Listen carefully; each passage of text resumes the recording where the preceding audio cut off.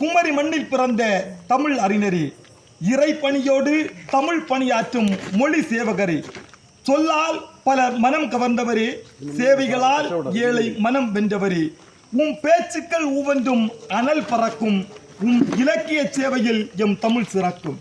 மேடைகள் 1000 தமிழ் முழங்கினாலும் ஒவ்வொரு மேடையும் முதல் மேடையாய் கருத்தில் கொண்டு அனல் பறக்க அட்டகாசமாய் தூள் கிளப்புவரே, எளிமையாக வாழ்பவரே, ஆடம்பரத்தை வெறுத்தவரே, அன்பு உங்கள் அடையாளம் ஐயா, ஒற்றுமை உம் அங்கீகாரம். மாணவர் மத்தியிலும் தமிழ் அறிஞர் மத்தியிலும் தமிழ் விதையை வித்திட்டவரே, தன்னம்பிக்கையால் ஊக்க சேவகரே, உம்மை பார்த்து தமிழ் பேச ஆசை கொண்டவன் நான். உம்மை பார்த்து தமிழ் பேச ஆசை கொண்டவன் நான். இன்று உம்மை புகழ்ந்து அன்னை தமிழால் பேசிக் கொண்டிருக்கின்றேன். வேற்றுமையில் ஒற்றுமை, சமத்துவம், சமூக நீதி, இது சொல்லல்ல செயல் என நிகழ்த்தி காட்டியவர் நீர். இறைமகன்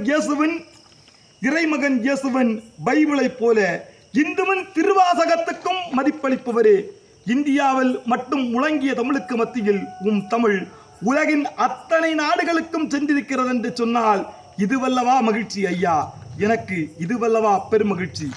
தனக்காக வாழும் நபர்களுக்கு மத்தியில் தமிழ் மொழிக்காகவும் வாழ்பவரே, எனக்கும் கொஞ்சம் தமிழ் கற்றுத்தாருங்கள்.